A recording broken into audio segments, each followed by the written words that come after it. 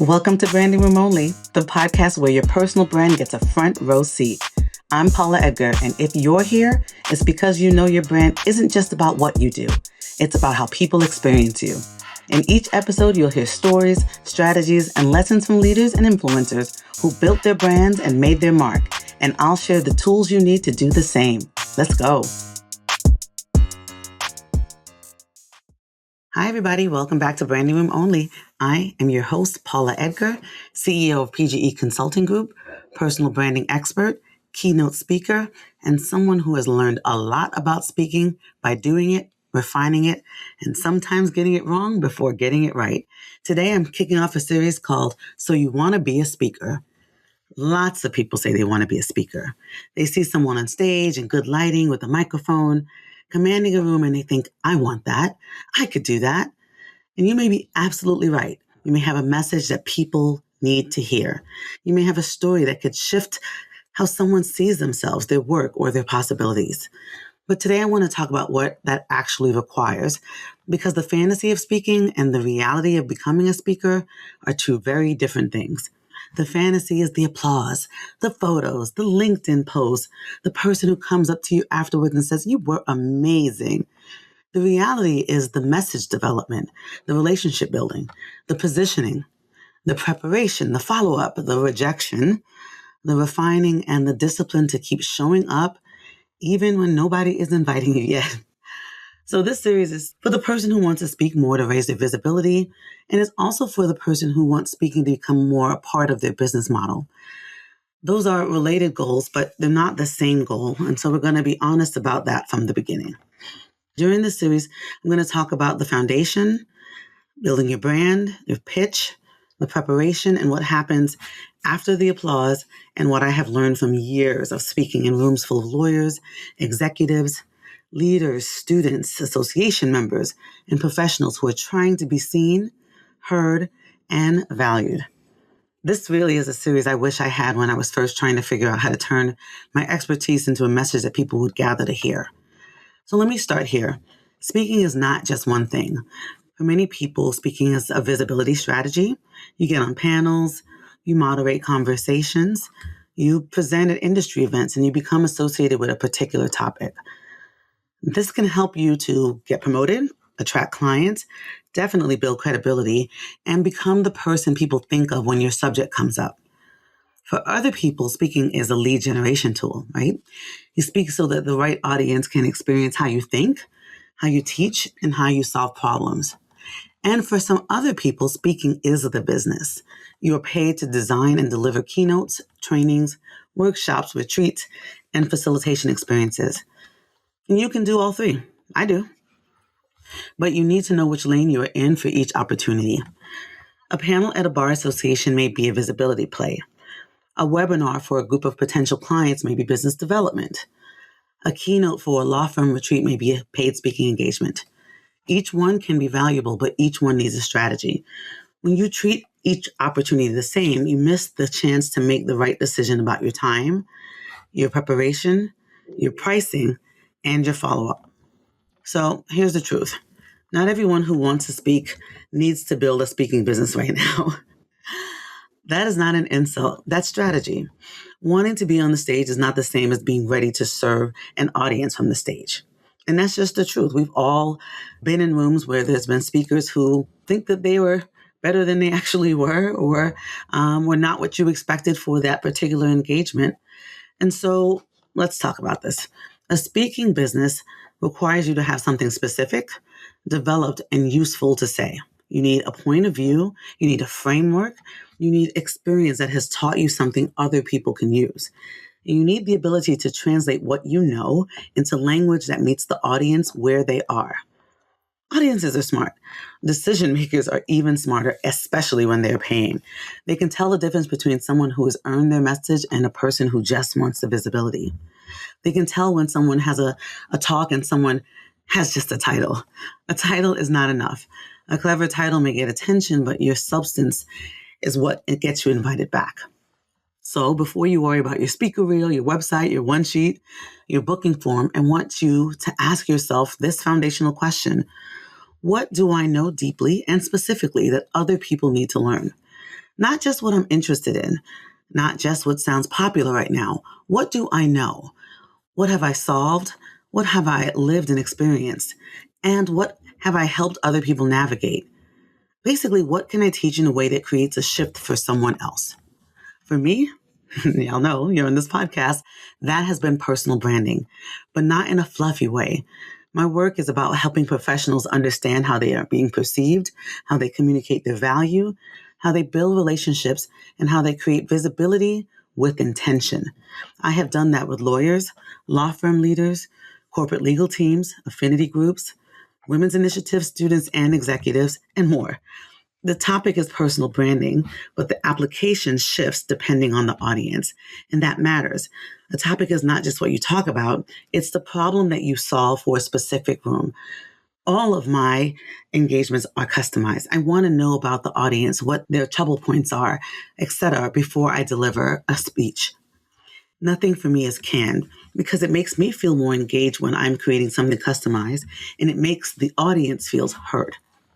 So let me get to the first thing that you need. You need a clear topic with, in your mind, a defined audience. You cannot be a speaker about everything, right? I know there's some people who think, well, I can talk about whatever it is.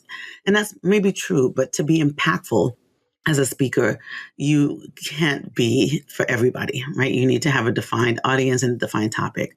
For example, leadership is a category. Professional development is a category. Inclusion is a category. Personal branding is a category. Your topic, though, lives at the intersection of your expertise, your audience, and the problem that they need solved. So the more specific you are, the easier it is for someone to understand why they should book you. Specificity, right?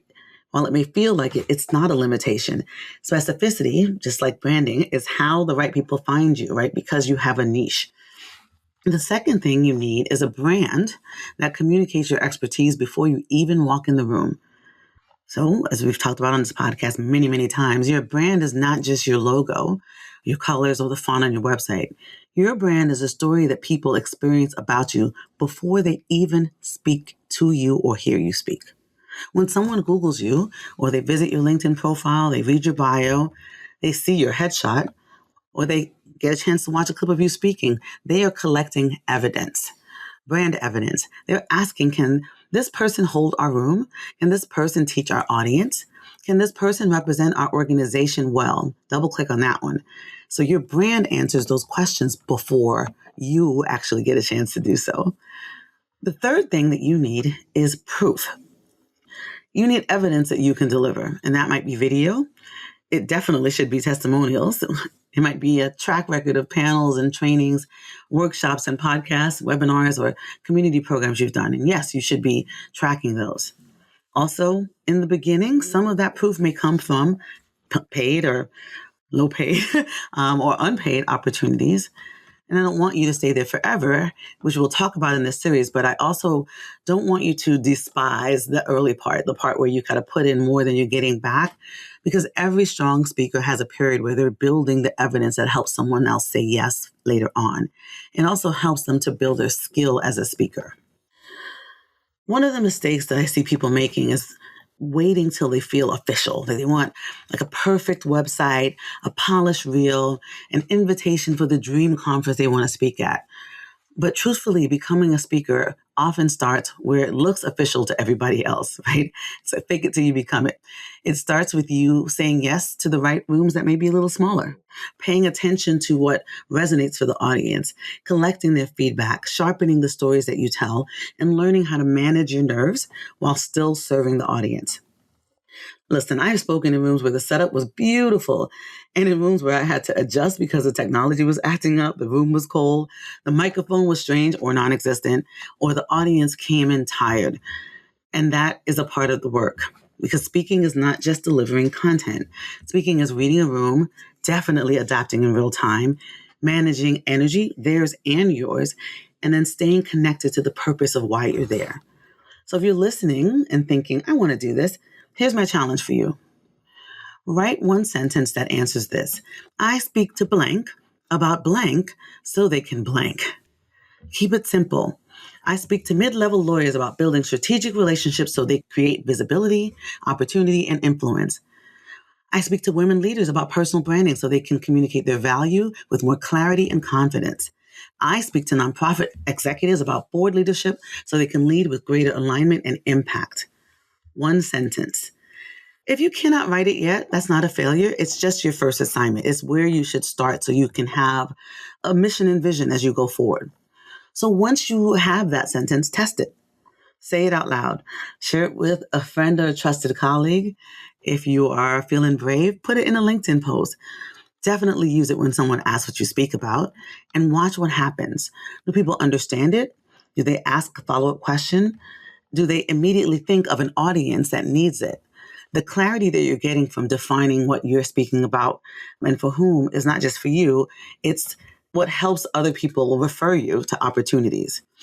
And that's a part of what I want you to hold on to as I'm coming to the close of this first episode. Speaking is a craft. It is a business development strategy. It's definitely a brand accelerator. And for some people, like me, it is a business. But at the center of it all, it is a service. You are not there to perform importance.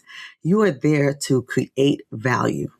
And when you lead with that, the strategy becomes more grounded, your brand becomes more honest and authentic, and then the opportunities you get become more aligned. So this is episode 1 of You Want to Be a Speaker? Your takeaways should be simple. Get clear on your what, your who, and your why right now. Before you pitch, before you design or redesign your website, and before you chase after a big stage opportunity, know what you are here to say and who needs to hear it. In the next episode, we're going to talk about your brand and why it has to do some of the work before you even get booked. Because by the time someone reaches out to you, they've probably already formed an opinion about you. And we want that opinion to work in your favor. If this episode resonated with you, please share it with someone who's been saying that they want to speak but has not taken the first strategic step. And I want you to connect with me on LinkedIn at paulaedgar.com. And guess what? As you know, I'm Paula Edgar, and this is Branding Room Only. Until next time, stand by your brand and get clear on what you want to speak about. Bye. That's it for this episode. I appreciate you hanging out with me on Branding Room Only. Now, please do me a quick favor. Head over to ratethispodcast.com/branding so more people can join this conversation. And make sure to stop by paulaedgar.com/events to see what's next. Whether I'm live, online, or in person, I'd love to see you there. See you next time in the branding room. And until then, stand tall, shine bright, and always stand by your brand.